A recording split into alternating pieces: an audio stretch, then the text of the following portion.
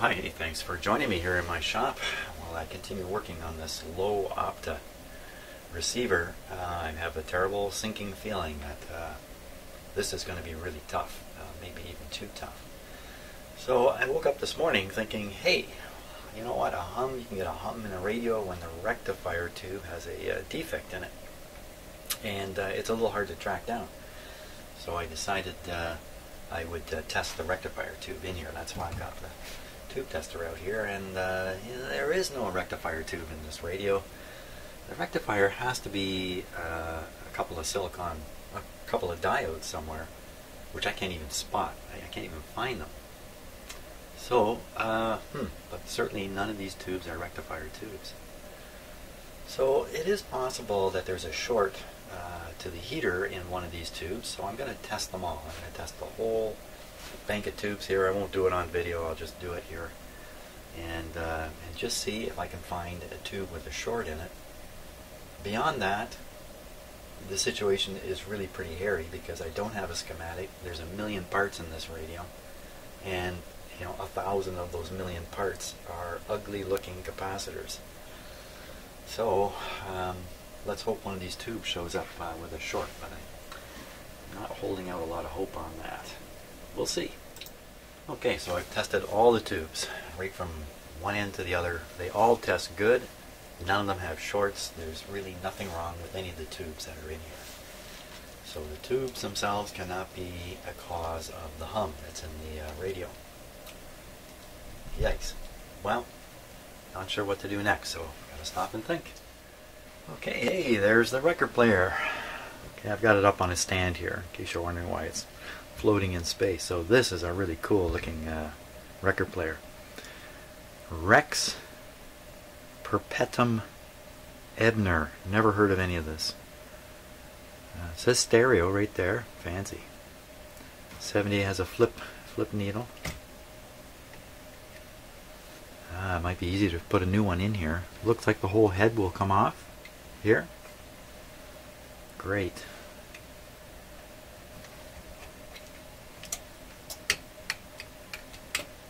It's not. That's pretty good. That's pretty light. This is a nice record player. There's the on-off trigger. All the speeds. 45, 78, 33, 16. Not bad. Everything's moving nicely. You can see the mechanism going.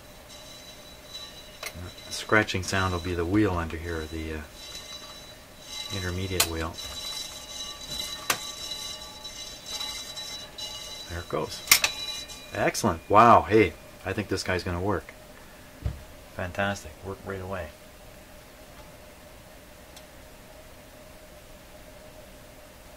So that's glued in place.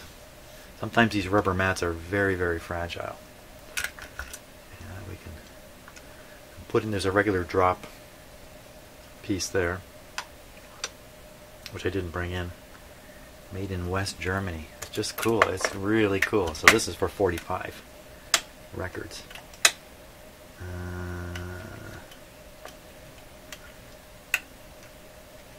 Well, we'll just have to see how well it works. There, it's locked in place now. Very cool. Okay, so I got to apply a little bit of power to this guy. Give me a minute here. We'll put some power to it and see what happens. Okay, so there it is upside down, nice and clean. Just a wee bit of dust. Nothing bad at all. Oh, capacitor here. Okay, I got a big capacitor here, and looks like a big resistor here too. Right in there. This capacitor, it may be involved with the starting of the motor to get it going. Look at that. This arm, I don't know if you can see that in the camera, but it actually has etched into it the same name. I can't remember the name now. I can't quite read it. Ebner. Oh yeah, some Latin word. So looks like a little capacitor across this switch. This is the switch here that turns on and off the motor. here's where we make the motor connections, the power connections right in here. So we'll just assume this guy's okay, but if the motor doesn't start, if I have to start it to get it going, then we'll have to change this out. What is it here? 1.6, looks like 1.6 microfarads. It's actually quite a small capacitor. This could be a non-polarized capacitor though. Okay, won't worry about that right now. Let's hook up some power. I got a nice temporary wire. I'm going to solder it right on there rather than use clip leads, just to make things a little safer.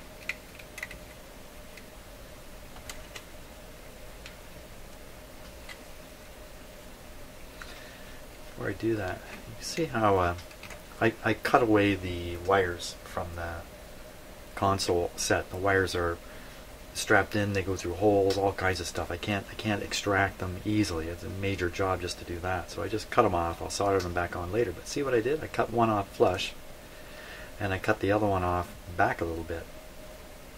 So when I go to reattach the wires, I can put them on the same way. I can identify which wire was where. Probably doesn't matter. This is the AC feed, but I'm not 100% sure. So rather than flip them around and have some problem occur, I'll be able to put them on the same way without relying on my memory.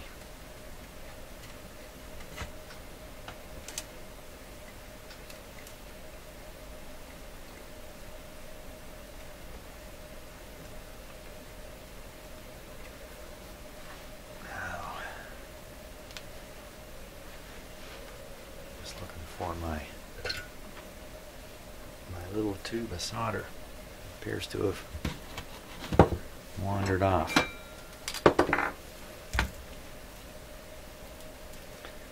Probably one of the cats came and took my solder.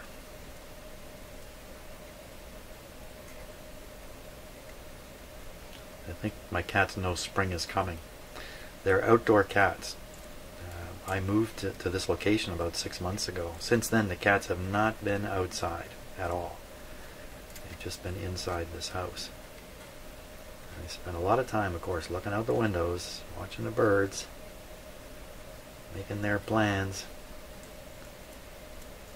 But you can't tell a cat, you can't tell them, hey, don't worry, you'll be going out shortly. Just one day, for no apparent reason, we will open the door and let them out. They will not understand why, but boy, will they be happy. We'll have some happy, happy cats. And you know what? I'm feeling the same way.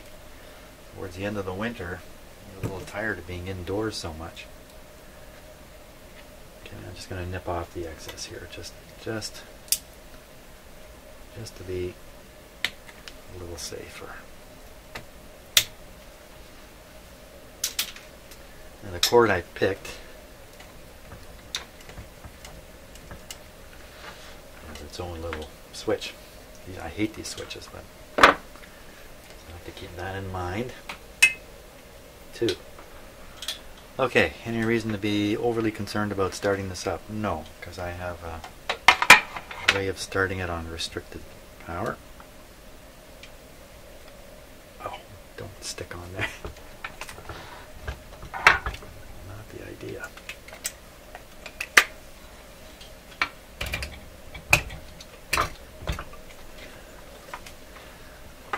Make sure nothing's being interfered with.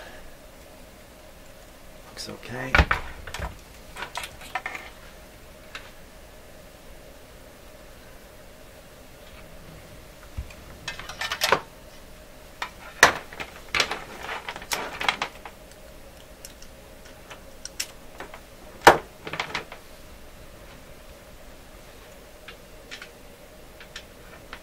Stand back. Put this on 33. Release the lock. This must be the starting button here, which maybe it's almost certainly in start mode already. So as soon as I hit the power, it will probably operate. Is there a needle? Can I raise this very high? No. Is there a needle?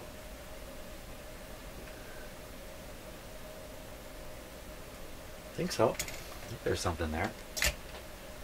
So we don't want the needle to drop onto this rubber mat, as it may just rip the needle right off it. Chances are the cartridge doesn't function anyway. So, okay, I think we're good to go. Put it on restricted power.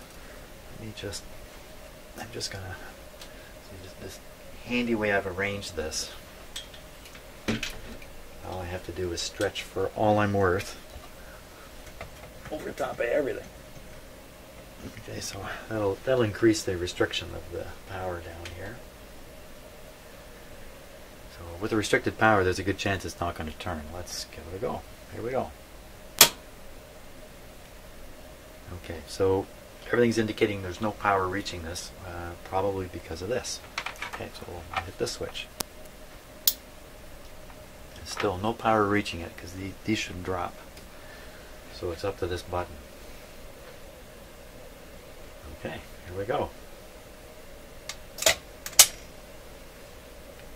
Look at that baby go! Hot diggity dog. Okay, a couple reasons. Could be the motor can't start. There's electricity going through it, but it doesn't have a magnetic field such that it can start the rotation. So I should be able to kick-start it in that case.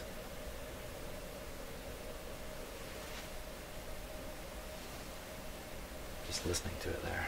Let's see what happens if we do that. Oh, I heard a click just now too. Okay, well it should be in motor mode now. Oh. Bit of a mind of its own.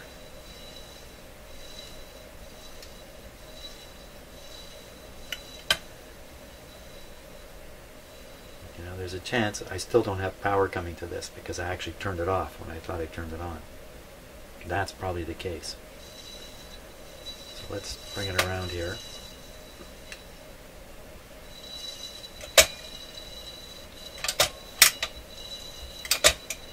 So lots of noise in the mechanism.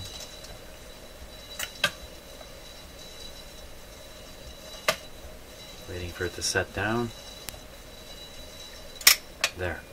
So now it's off. So I'll flip this switch. At least I think it's off. I think I flip the switch. We'll try this button again. Maybe this time it's going to come on. Here we go. Oh, I heard it. I have to hold this button long enough for the mechanism to clear. So we can hear the motor now. Zero drive on the... That could be because this is out of adjustment. There we go. Now we're cooking. Check it out. Okay, so I think it determined there's no record. Now it's playing because I lifted it up off the switch. Turn the switch, it'll stop. Let go of the switch, away she'll go. Oh, you're staring at this light here. I'm too excited to pay attention to what's happening on my video. So why not 33?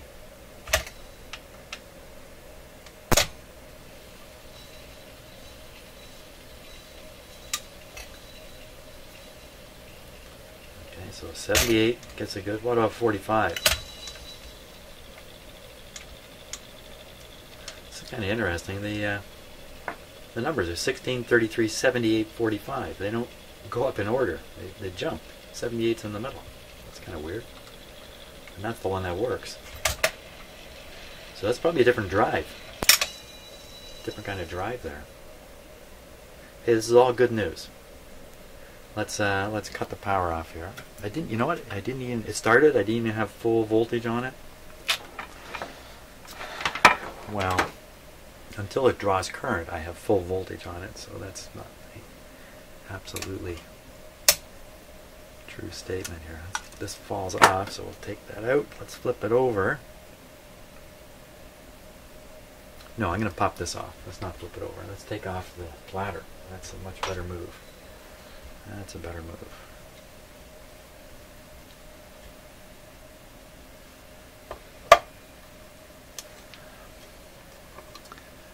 These can be pretty hard to get off without letting them fly through your shop. Oh, I got that one off good.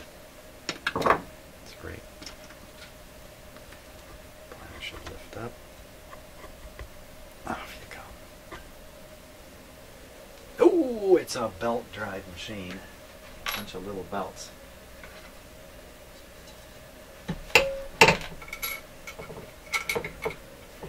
bunch of little belts in here.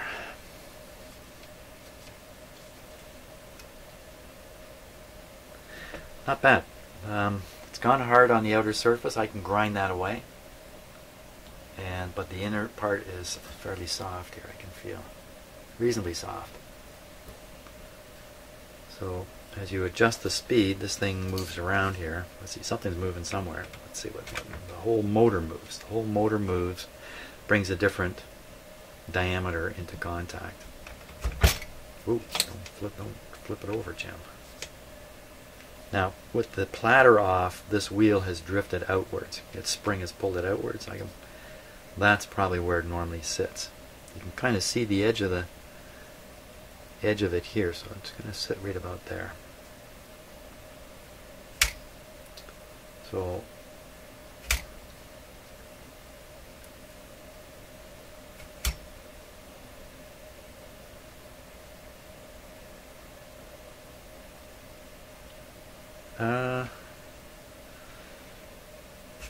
oh yeah, there's actually 3 belts in here. They look good. Belts.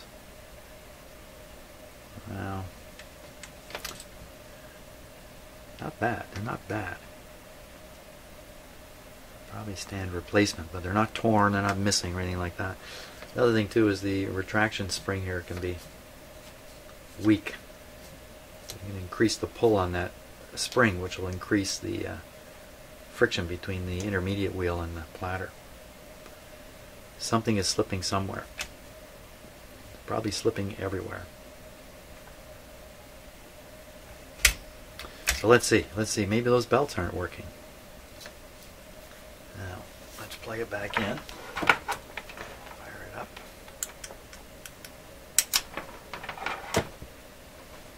Keep it on restricted power here.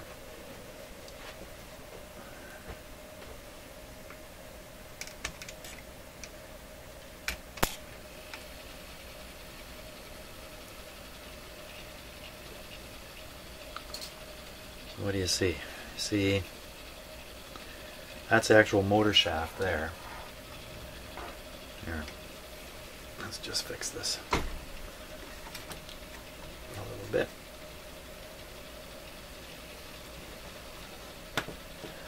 Bear with me here, I'm going to fix the focus on this too.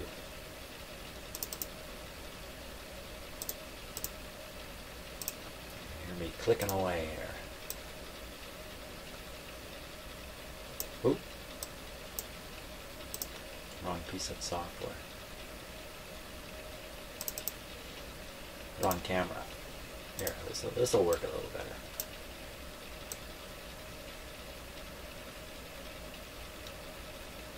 There we go. Let me put it up on my big screen here too, so I can get a good look at it. Okay, so this is the actual motor shaft, this one here, and there's 2 pulleys on it, one driving this, the other pulley driving this, and then there's another pulley from here to here driving this. So by the time you're on this wheel over here, you've got 1, 2, 3, 4, 5 slipping surfaces, potentially. Ones like that. You can see now I can easily bring this to a stop. And these belts have maybe lost their rubberiness, their springiness. They've stretched a bit.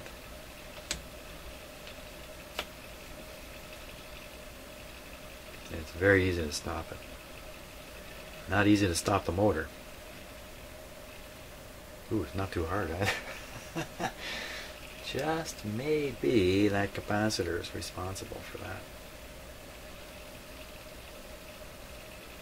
that. Nothing, takes nothing to stop that.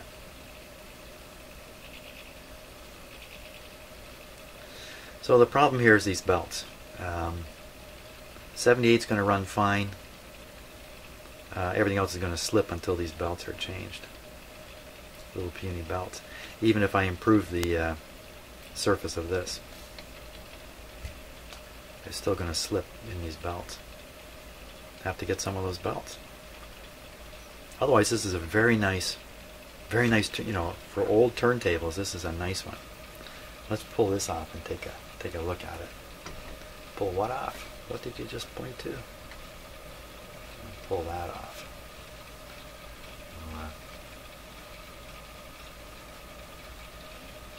Let me shut the power off here. There's no reason to have that running.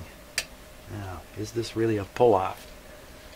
Pretty sure it is. There'd be a locking screw under here. Sometimes there is. Who has seen my mirror lately? I haven't seen it for a while. Don't see my mirror anywhere. Okay, I have to make a mirror. How am I going to make a mirror? Don't really know.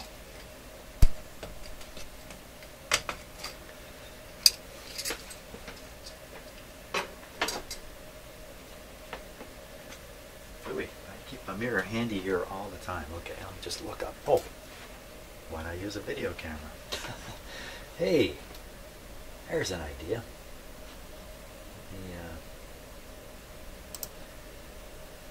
Focus this way and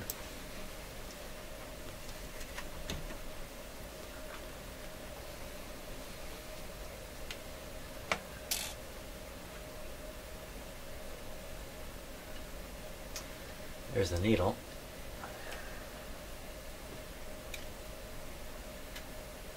Wire lead. Come up this way, maybe.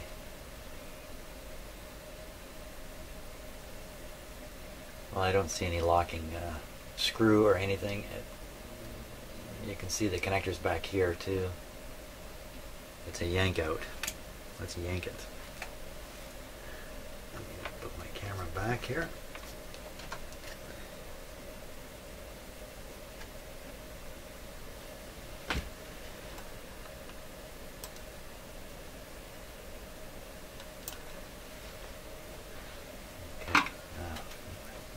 Prying power here. Let's see. It was actually part way out. Very gently. You don't want to break these things.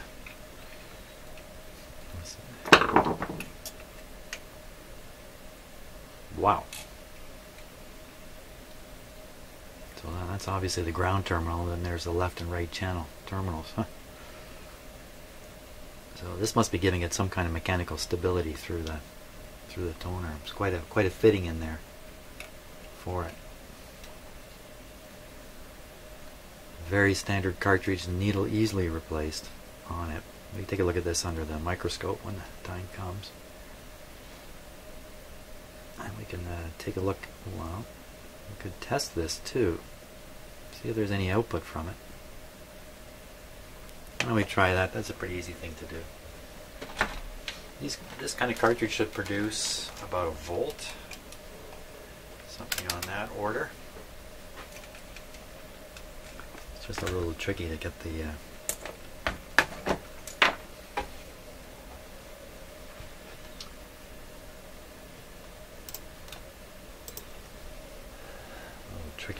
voltmeter on it. You know, I think I can do this with clip leads. It would be better.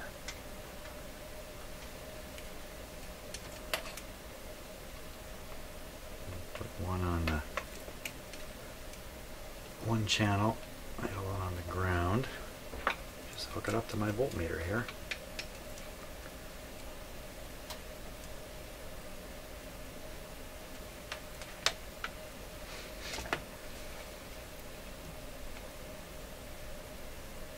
How do you like that? It's working.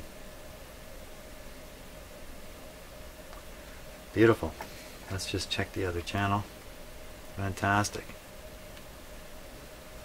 Channel. Beautiful. Look at that, 0.9. I got to 0.9 there. Fantastic. It's in great shape. Wow. Okay, that's a break, because often These guys are shot. Now the needle could easily be shot, but